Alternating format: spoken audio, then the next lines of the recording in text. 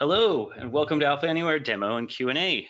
My name is Scott Allen. I'm joined here with Sarah Mitchell. We're filling in.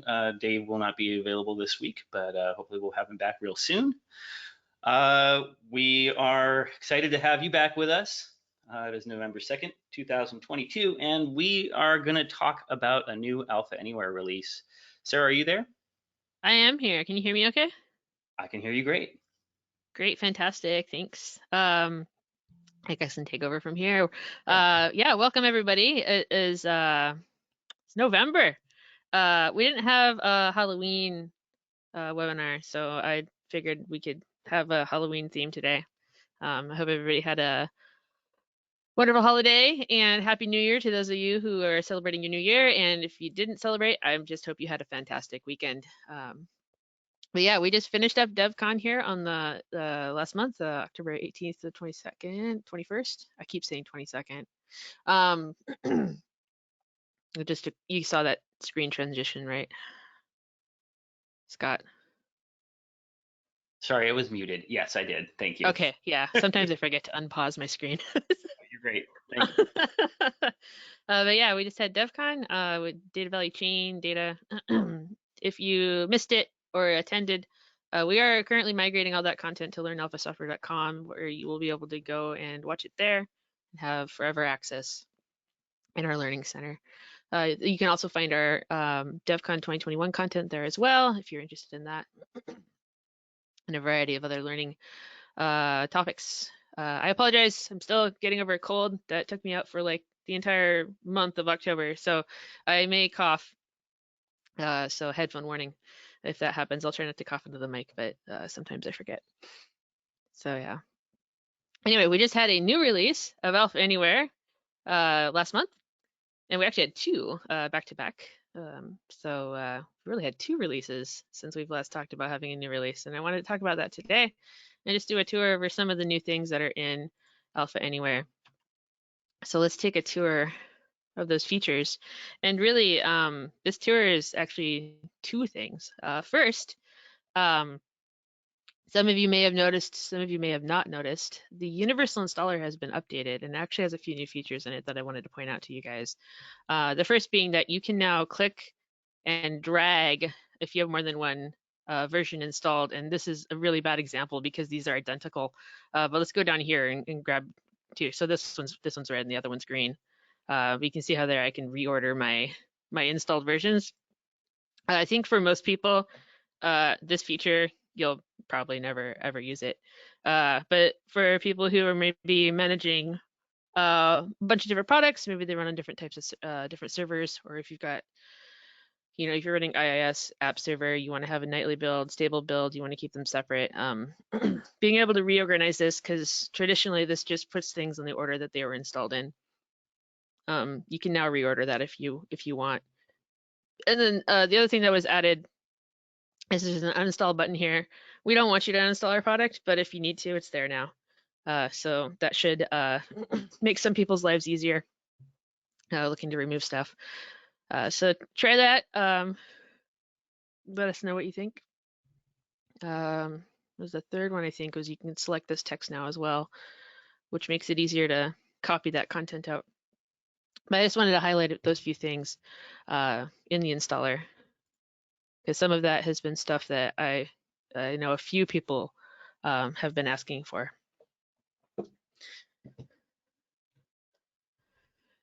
So yeah, certainly if you have feedback on that, you can post it in the questions. I'll task Scott with copying those that feedback down now, or you can email it to custserv, CUSTSERV at alphasoftware.com. We accept feedback at both of those places, and guides at alphasoftware.com can also be used. They all go to the same place. So the guide of the new release, it is it's build 8368.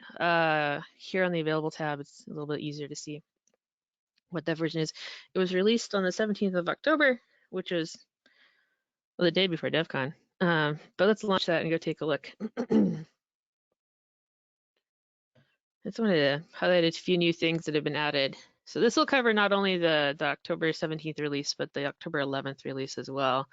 There we go. We'll use our testing, our community edition testing workspace here. So just as a heads up, this is the full version of Alpha Anywhere. This screen here is actually the desktop control panel. If you're running Community Edition, you will probably only see this screen. You will not have a button up here that says Control Panel. But I just wanted to let you folks know about that.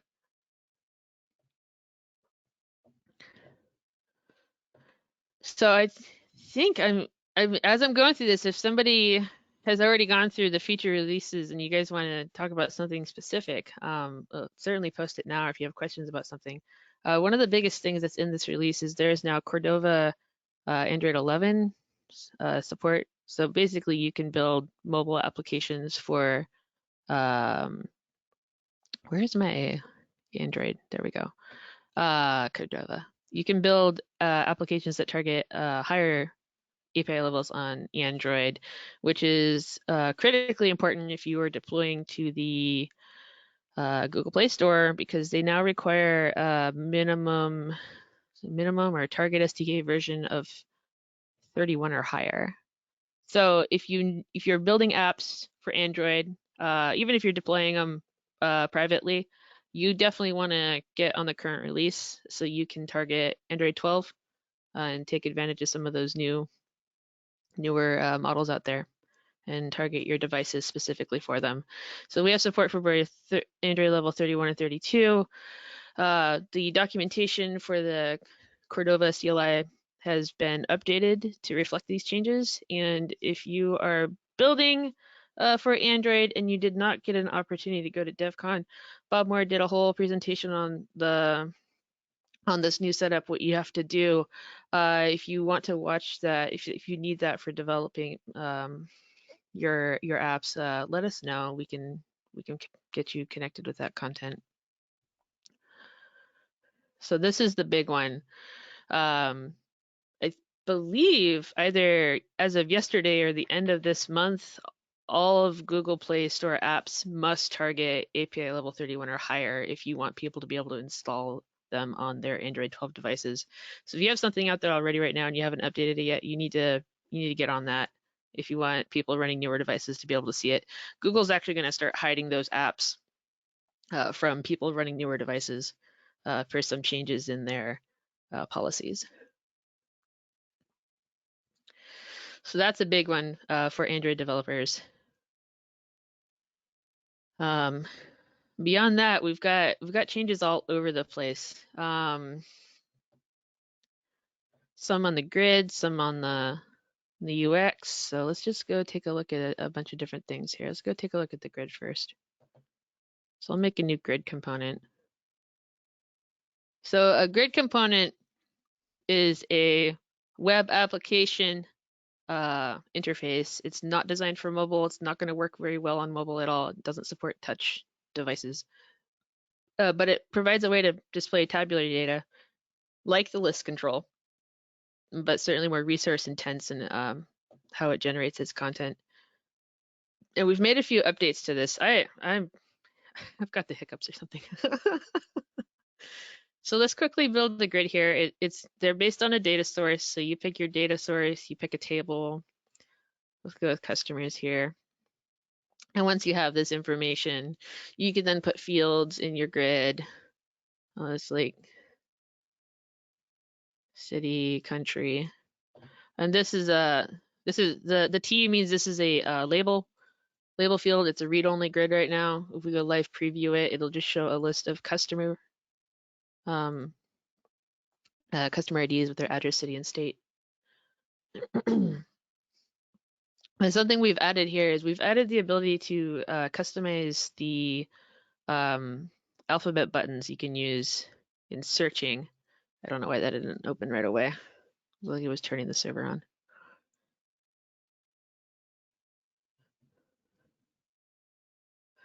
So here's a grid. So grids have three parts to them. They have the grid part that displays your data. But up here in the component type, you can also turn on something called a search part, which adds a search field here up the top, and that's customized here. You select the field you want to search. address, city, region, whatever. I think down in here, is it this one or is it back on the regular grid? I forget which side it's on. Slash search. Nope, not here. It's here in properties, on grid properties. We have an alphabet search. Has alphabet custom button search. And the new thing here, so if you have like custom buttons set up, which are configured through this custom search definition, which we have some examples you can insert. This does A to C, D to F, G to I, etc. Click OK. You now have an option to pick a button mode.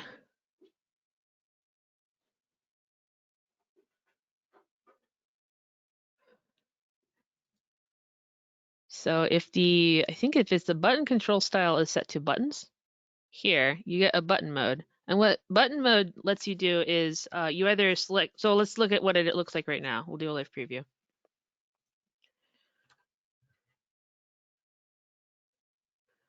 So these are the buttons, right? So the button mode, if database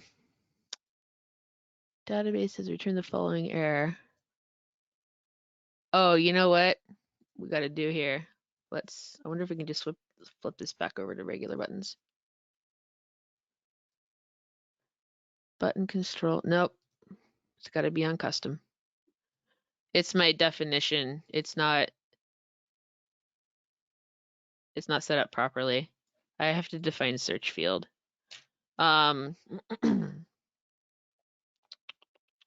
Search field. You know, I have to define search field first. Otherwise, it's not going to know what to search. There we go. So let's search customer ID, because in the Northwinds table for the customers, that's text field. So it'll search customer ID using these custom buttons. We'll put our button mode again back. We'll leave it on single just so you can see how it works. So when you click on a button, what it does is it filters the grid. And in the case of custom search definition, it's going to filter that field, this customer ID field, based on what that search definition is. In the case of the one that you can insert by default, it just all records that start with those letters, so A, B, or C.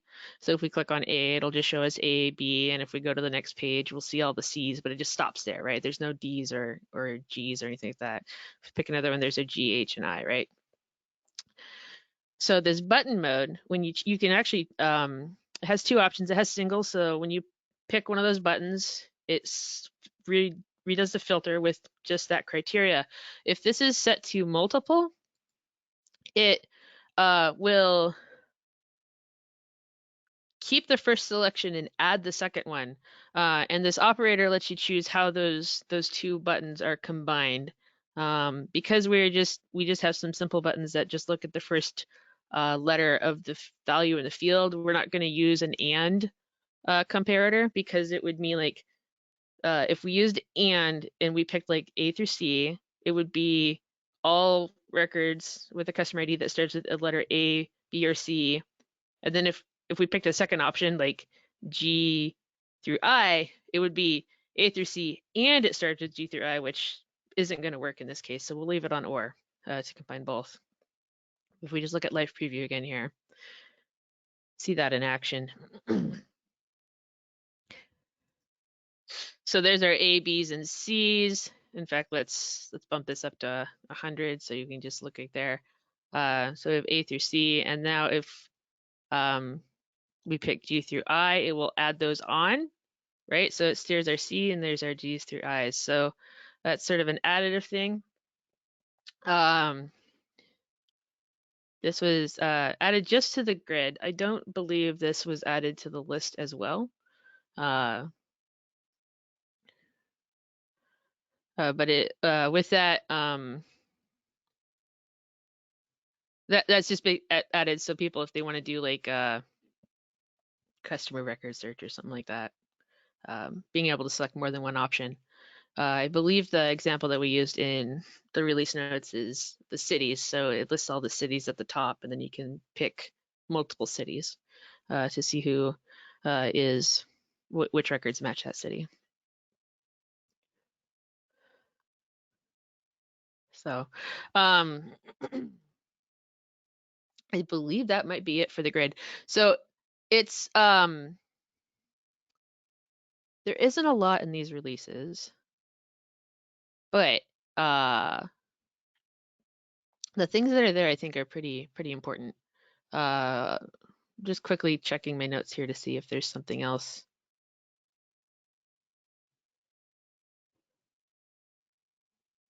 Somebody said it'd be nice if you showed the buttons that were selected in the OR situation. Yes, definitely agree. There is ways to customize that. I think this guy is using alpha green, so let's switch it over to alpha.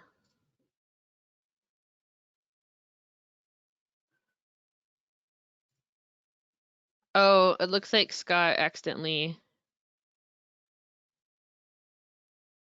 I need to add him back in. Hold on. Looks like we lost Scott briefly. Thank Scott, are you. you back? I'm Okay, back. sorry. I got shortly after we started, I got booted, or I should say, GoToWebinar crashed for me. So thank you for letting me back in. Yeah. I believe let's look at the Chrome debugger here. I think class names are being added. It might just be a glitch in the matrix here. So if we pick A through C,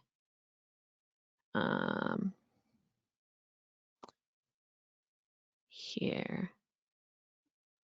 on click, I'll have to dig into it a little bit more to figure out what is selected.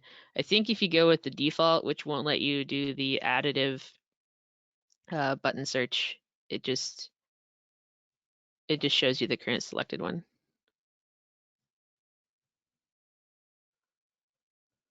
But that is definitely customizable. We have it in our examples. Yeah, see how it gets kind of grayed out?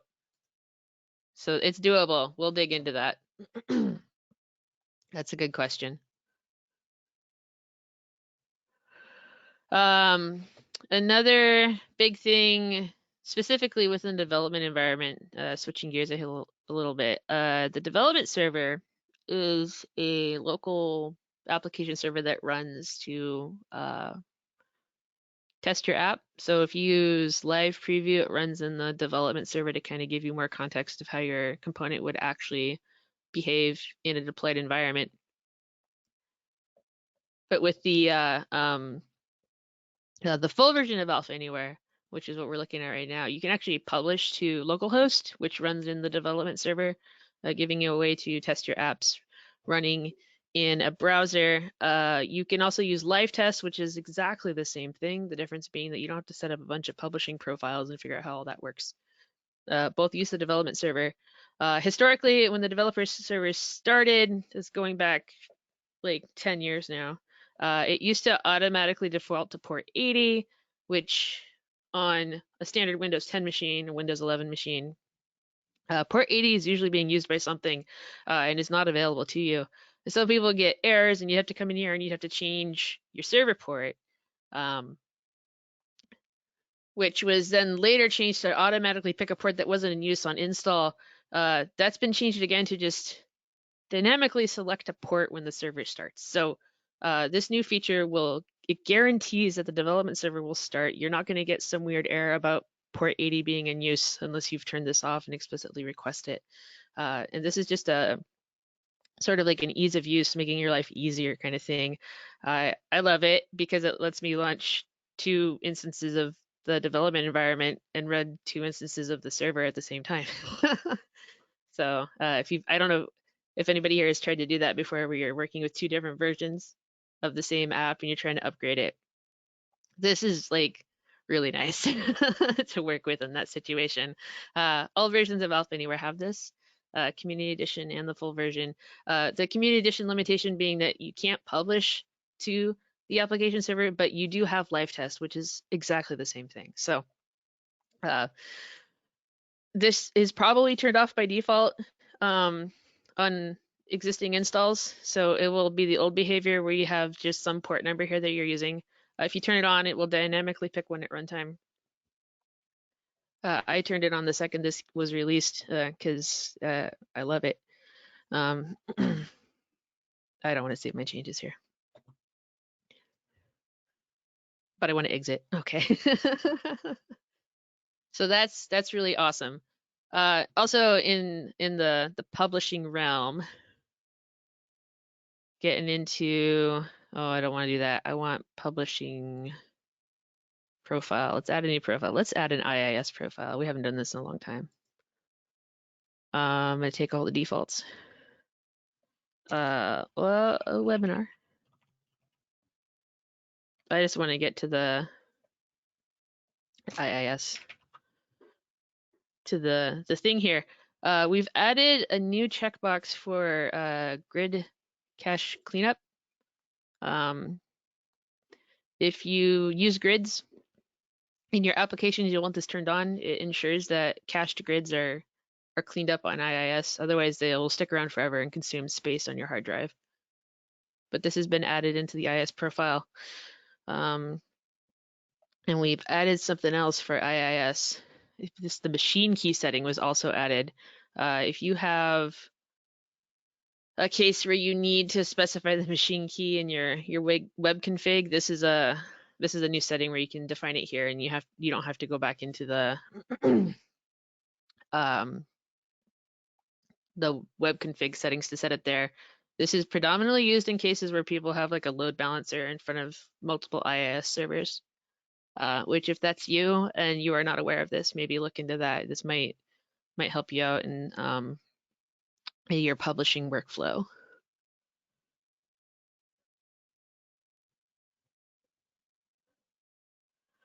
I'm saving the best for last here on purpose.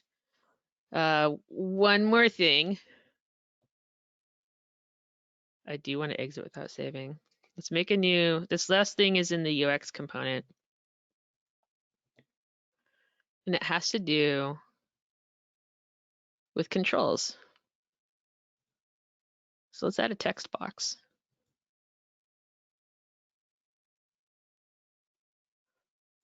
Wait for the screen to refresh. So we have a text box here, and it has all the standard text box settings. However, if you come down here, there's a new section called local functions.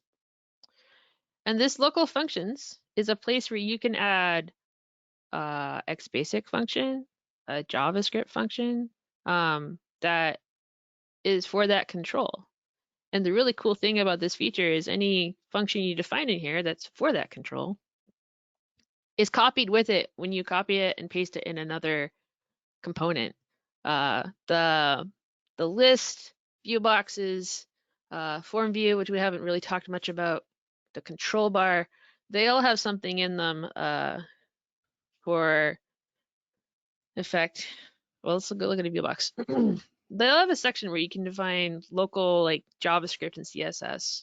So if we go here, this object, so local JavaScript you can define with this control that's for this control so that it's saved with this control. So if you ever want to share it with someone, that goes with it, packages it up all in one nice place. This has been around for a while for these more complex controls, but it's never really been available for our more simple data controls. And so that has been added in for the text box. I believe it is available for most of these control types. Now these ones down here on the bottom, which you're not going to have those last ones because those ones I made locally, but these are custom controls, which you can create yourself. Dion did a presentation on this a while ago. They may not have this option, but we can certainly go look. I may be surprised if they do.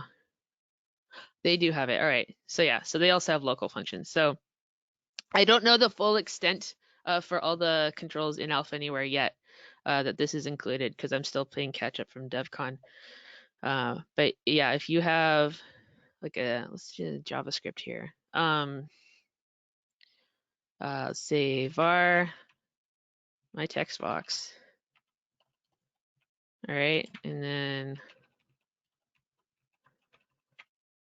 we'll just have it do an alert here. This needs to be a function. This is how I define JavaScript functions. Your methods may be different. Okay. Excuse me?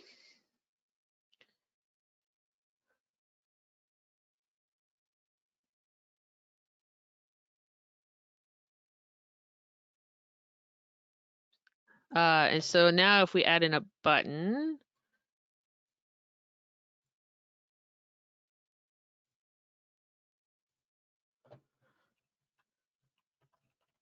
we'll call it say hello. And I just need to remind myself real quickly what I just named that function, my text box. We'll go in here, and I think this is all we need to do here, my text box. And I'm gonna remove that view box because it doesn't have a definition.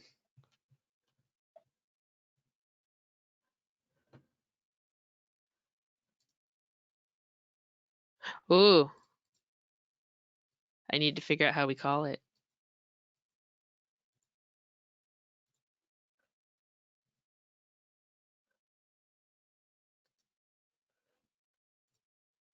Let's see here. Let's search. Let's search in the interface.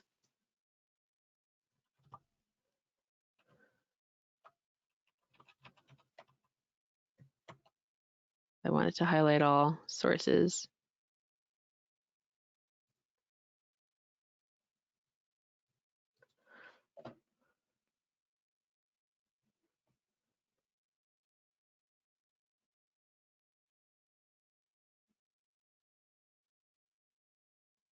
I apologize.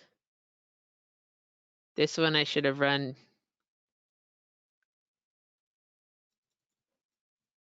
It talks about XBasic. Let's go back and look at it again.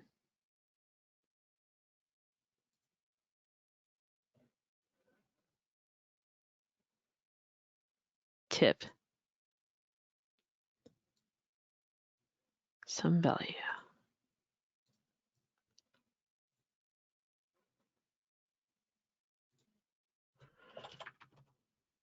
All right, so that's the placeholder for the control name.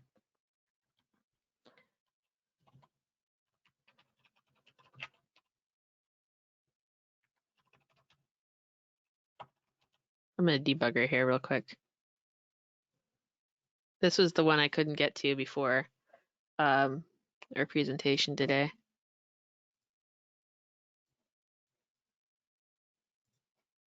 I think I can do a reload page here with an F5.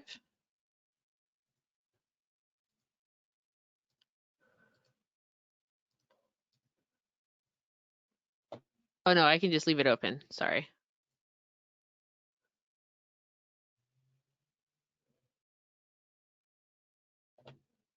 My debugger isn't getting hit. I apologize. We will do a more in-depth presentation on this one. But assuming that we knew how to trigger that, if you duplicate the control, the new one will have that same definition here, right?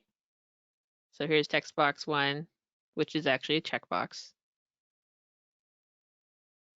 Here's text box 2. So it has the same code in it, which also means that you can do something like copy the control to a clipboard and make a new component or open up another workspace and paste it.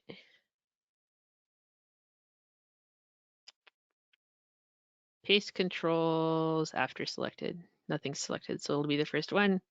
And it's still a checkbox. And if we come down here to local functions, there's our JavaScript definition.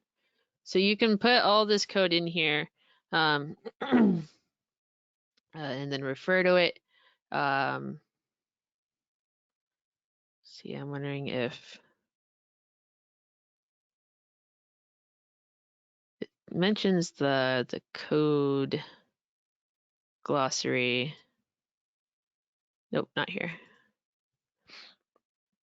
Anyway, we're just gonna move on from that because the one I really wanted to show you guys is the new background debugger XBasic thing. So I saw somebody ask, let's close this. We'll close that.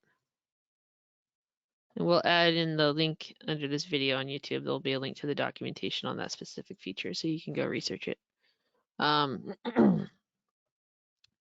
Someone asked if it's possible to add security to an app after you're done building it, and the answer is yes, 100%. So in the interest of spoilers, go to web projects here. This is my DevCon. This is not my DevCon. Let's close this. Let's go back to the installer. Launch it again. Let's open up this workspace. This is my DevCon 2022 workspace where I've been working on all sorts of different things, but it doesn't have any security in it at all. But adding security, there we go, isn't that hard. So let's see.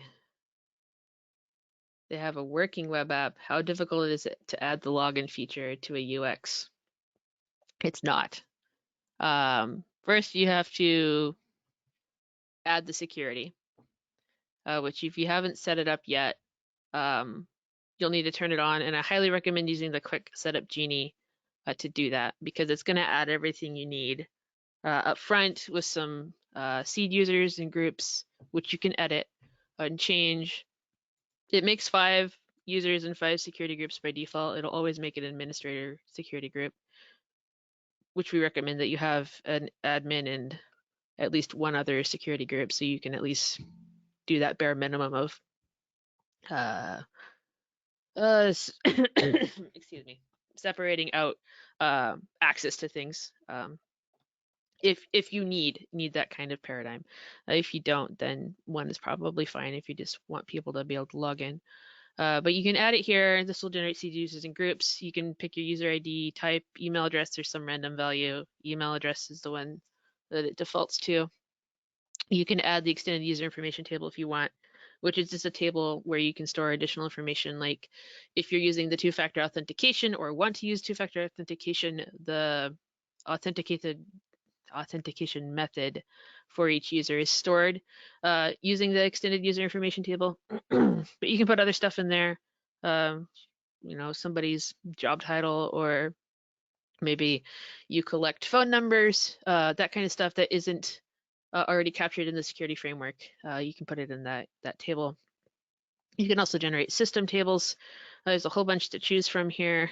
I'm going to stick with just this very simple basic default. The other thing that it does here is it makes sample components. So I'm going to reduce this just down to 2 and 2 and enable the security framework. I'm going to say yes. I'm going to click OK. The security framework has been enabled. When this screen pops up, you're going to want to take note of this if you want to use the passwords generated for the seed users and you're not planning to go in there and overwrite it. It tells you what their user ID and their password is and which groups they are part of.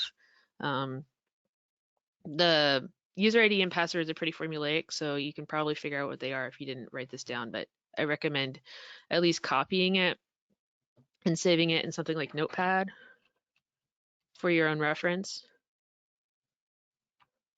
like that. Because you can't, we'll do image behind login prompts. You can't get those passwords out of the system once it's been generated. The only way to get the password back is to just change it. And that's true in a published application as well.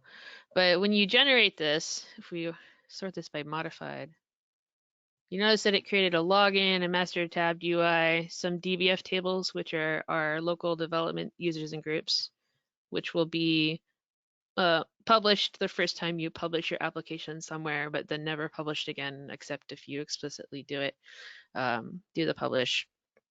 It's just information to get your security started in the real world. But this login UX, if you generate it this way, it has everything in it you really need to get started. And if you already have an existing application, the piece that you should be interested in is this panel card application thing down here at the bottom. And this is where you can either embed the UX of your fully built app, your web app, or if you want to, you can just redirect to your main app page. That's all configured here in the properties, down in the login settings here. Let's see here. There's a, here we go. After login behavior, it defaults to redirect to target page, and it will redirect to the tabbed UI that gets generated for you when those files are created. But you could do focus panel card. You could do nothing. Maybe you want to handle that differently. If it's redirect to target page, it's going to redirect to the default page, which is specified in the web security dialog, or you can give it a specific page here. Just to show you briefly in the security dialog where that's out, it's in the security configuration, and it's this redirect page login. Oh no, it's not that. Let's go here, login options. Redirect page after login is where everyone will be sent unless you explicitly change that somehow. And there are events you can hook for that as well.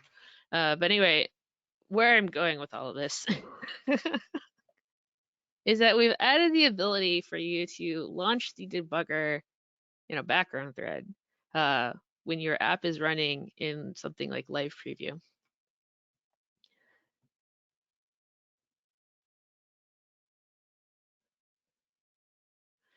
So if we live preview this login page right now, it's not going to work.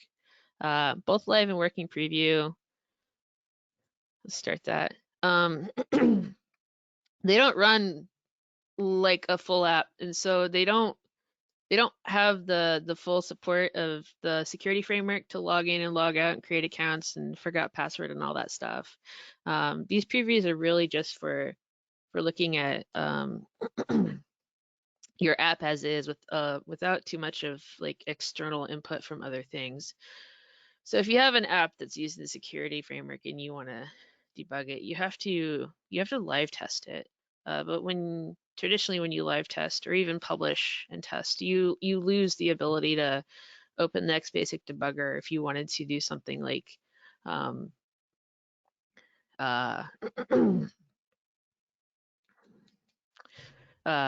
debug an XBasic script that you run on login. Maybe it's not working quite right. You're not gonna be able to do that within the preview. And before this most recent release, there was really no way to debug into that. But with this update, you can do something like go into your server-side events and you could do something like debug the onLogin event while it's running. So you could do some underbar debug 1. So you should be familiar, and if you're not, we have debug 1, which will break in the live preview environment, but the underscore version breaks in the background thread environment.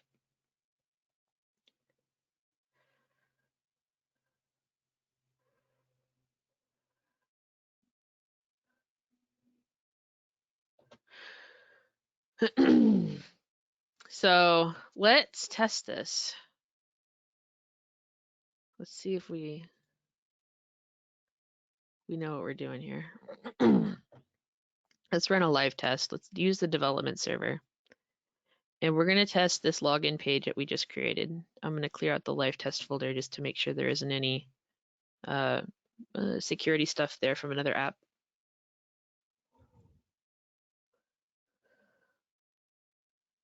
So this should open up the login. Okay. I'm just going to bring this over here so you can see it. So here's our login. So we had 2 user IDs. Why am I using a semicolon at the end of the line of XBasic? I am using a semicolon at the end of my line of XBasic because I forgot I was writing XBasic. So let's use user 1 and we'll log in. Let's look at that, user 1 alpha, and log in. And if you notice in the background, something opened and it's our debugger. So if we scroll up, there's our underscore debug 1. So guys, if you are testing locally, you can drop this stuff into your code now. This underbar debug 1 could be in a external XBasic function. If you're not, and I apologize, I'm losing my voice here. Let's see, let's go look at this. XBasic, new. So with Alpha Anywhere XBasic, we have a whole bunch of ways that you can add XBasic into your apps, either using server-side XBasic events or adding your own custom functions within components, or doing things like creating an XBasic function library module, creating a class, which is a core, the core of creating a REST service that you are shipping to someone else, something that you're making public. Our REST services in Alpha Anywhere are built with XBasic to expose or to create the endpoints that people call. And then also scripts. Scripts are never published with web applications. These are strictly for testing locally. But these three things, you could make one of those. If you're having problems with those functions, you can put that underbar debug one statement in there, run it, break into it here in the development environment, and figure out what's going on. So that one I think is huge. And I may be wrong, but it may also just work on, let's put it in on initialize here. I haven't actually run this with it, with live preview. I think it might also break in this case. It does. All right. Excuse me. So you can use that underscore debug one locally and in a live preview or a live test. Live preview, live test. So hopefully that's not too confusing.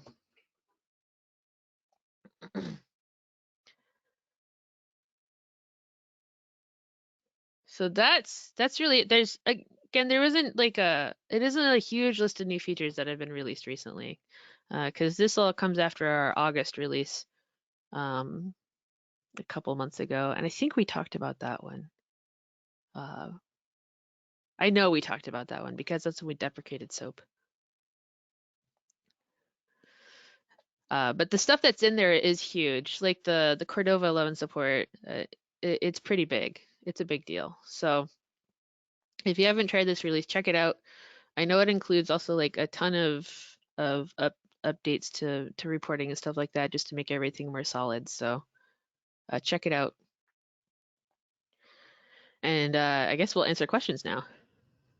Yeah, we've definitely had a few jump in there. So one question that came up was about a login, which we were just working on. Would it make sense to switch away from the old legacy login component? Oh yeah, absolutely. I would highly encourage it. Yeah, I would. You know, the primary reason I think you guys want to switch away from the legacy login component is just that all of our focus is on the new integrated login stuff and the extra features like two-factor authentication as well as SAML support, which I don't know if we've mentioned that yet, but we have SAML available in Alpha Anywhere right now. It's in beta. Let me pull up the doc page for you. This is SAML. It's single sign-on. This has been something that's been on the works for a while. I'm going to put this in the chat window if I can find the chat window. If this feature, if having a single sign-on using Active Directory Okta ping identity is something that you want or interested in, email us. There's a email on this page. I just put it in the chat window that you can contact to get a feature key from us. We want your feedback. We want to know more information from folks about how they would use this feature. So it's federated authentication. It's part of the security policy. Definitely contact us. We want to get feedback on that. But all these new things are any kind of like built-in integrations for them to just sort of like make it easy to drop it into your app. That's all happening in the UX component now. So we're not updating the old legacy login component. We're just not using that anymore. And in terms of replacing it, you can just create that login UX. So I showed how to make the login components from the Genie. But if you already have everything, you just want to change that to the UX component, the login component. If you make a new UX and you filter here on login, the login component is right here. So you could just make it using this option.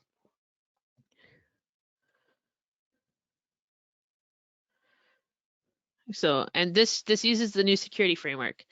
This one's a very simple version. If you want the super complex one, ironically, you can make a new login component itself, and then you'll create the one that's called using a login using a UX. And it asks you where you want to put an image. There's an image built into it automatically. And it will ask you for a name as well. But all you have to do is drop that in there, hook up that behavior, in this case, on the properties of what you want it to do after login. Do you want it to redirect to a page, which might be what your current login is doing, or just stay on the current page? And within the component itself, which looks really big and huge, but all of this stuff is controlled through the properties pane. This is really just this panel card application thing down at the bottom, where if you want to stay on this UX, that's where you would put all of your app components or controls, even if you want to keep it all in one. So if you want more information about this component, I've trying to, I think I've written up quite a bit about it.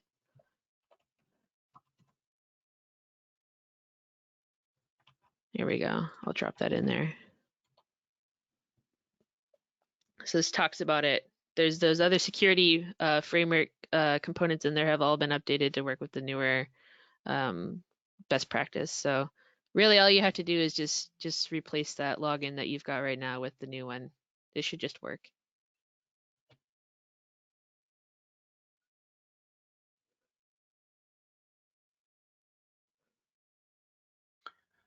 Yeah, there's a question that came in earlier about how to get a session variable to like a username to show up in the control bar. I would imagine maybe after sign in or something, they want the username to show up on the bar. Oh, interesting question. Yeah.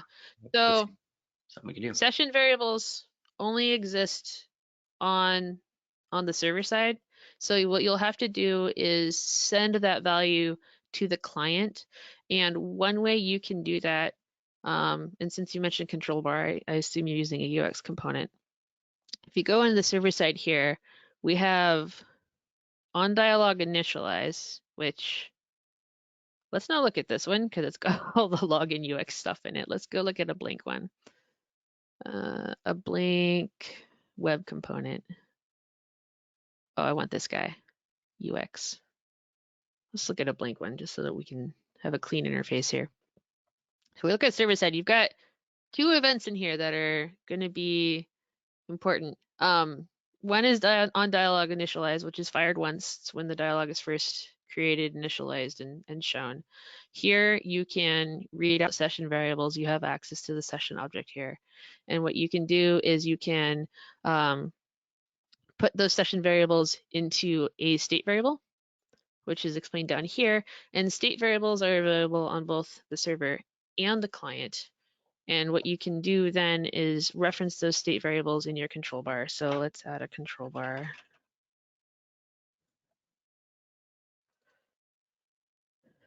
And add an item. Let's just call it HTML item here. I think on data, we'll call it state var1 for lack of a better name.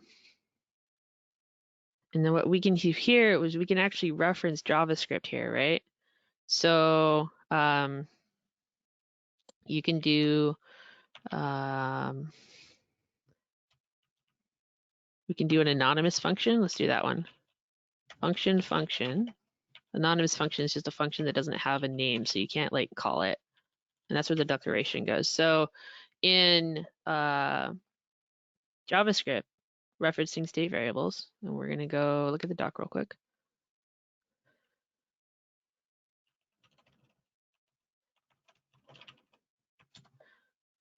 dialog object. I think it's get state.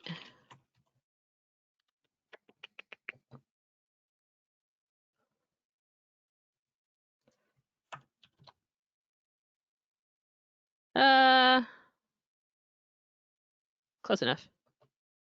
Let's see here. Application repository. Oh no, I moved everything. Now I have to remember where I put it. Nope. Let's look at general. Get state info. Here we go. So get state info returns the state information, the state object, which has all that variable information. There's also a property on the dialog object itself called state info, and you can use this syntax here to get the value. So let's take that here, take that guy out. We'll go back to elf anywhere, and we'll do this. I think we have to return. And let's call it state var1. Working on the fly here. Copy that. Enter the setting.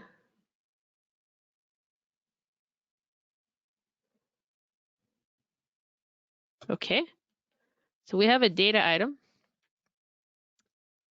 And I believe, I may be wrong here. There we go, state var1. So that's a placeholder for that data item, which is defined here on data. You can put all sorts of crazy stuff in here. It's actually kind of cool. This is a great way to set up a control bar that has like just one thing in it, but the heading always changes depending on what panel you're on. That's the one way you can do it, as opposed to having like a whole bunch of different statically defined headers. You can just have one and update it at runtime. The last thing we need to do is add a layout, otherwise this isn't going to display anything. So let's add a layout, and then let's add a line, and right in the middle, let's put our HTML1 object. And then back here in our server-side events, let's go down here and say e underbar state dot state var1 equals, this is a spelling error, my variable. And we'll save this as state var.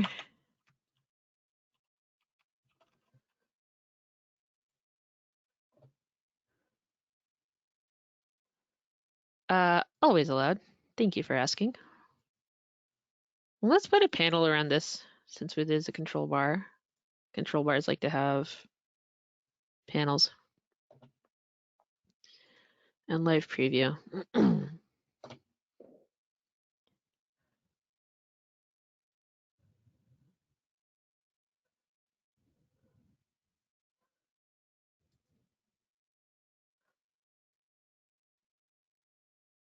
I don't think it liked it very much. Oh, does this need to be in a panel header?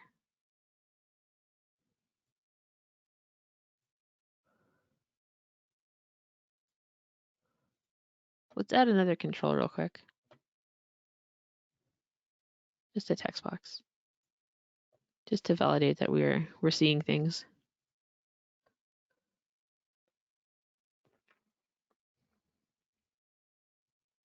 It's not showing up. Why isn't it showing up?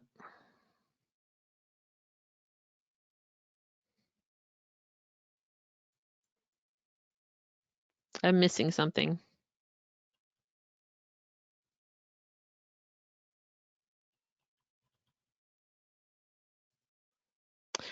Oh, hold on.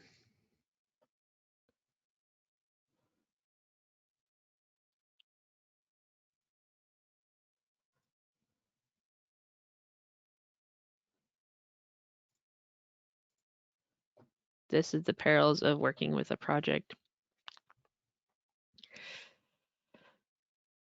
All right. Well, why isn't it? Let's see here. Let's figure it out. So what is our get state info?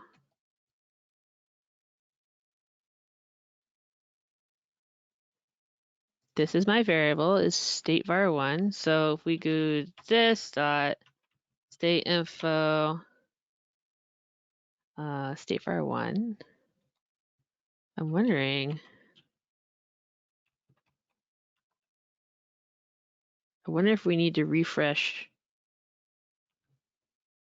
this guy. Get value. Is it control bar 1? No. Getting somewhere here.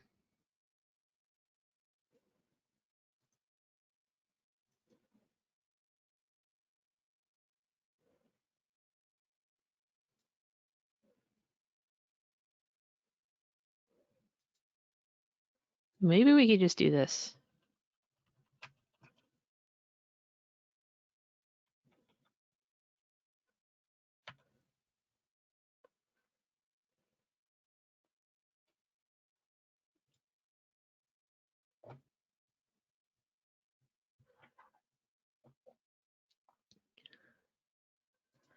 Well,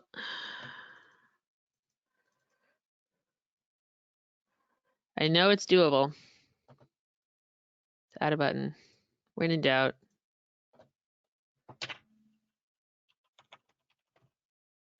Let's set the title a different way.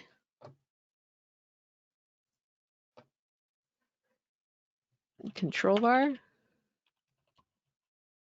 Actions. Multiple actions. Action name. Let's do we have a, yeah, here we go. Update control bar data.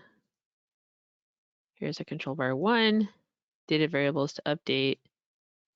Data variable values. So there, let's do this.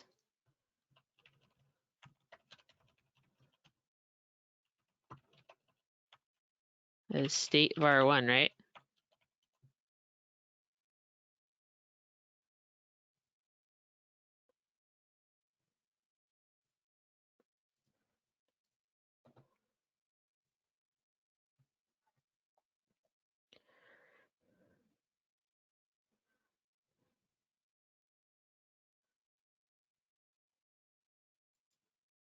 No, I've made errors.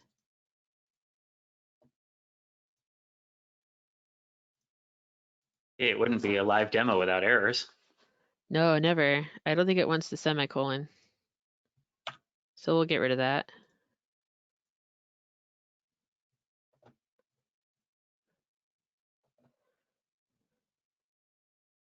That's better. There we go. So that sets that value in the control bar to that state variable value.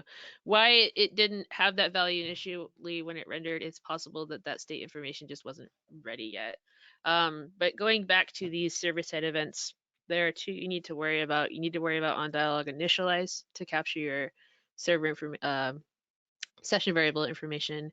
And if the session variable is something that can change over time, and this component is something that can be like closed and reopened if it's being opened from another component using action JavaScript. You will also want to use the Unsynchronized Event, which is it's a bit of a misnomer in a name, but with action JavaScript, when you display a UX using open a UX or any of those other methods, the first time it's opened, it will fire on dialog initialize, but the second and subsequent times that it opens, it will not, because that UX is stored in memory unless it's explicitly deleted, which is a specific function you need to call, and you would know if you were doing it. But on the subsequent displays, unsynchronized is what gets called. So if you have setup that happens in dialog initialize that you want to happen again, you need to also put it here.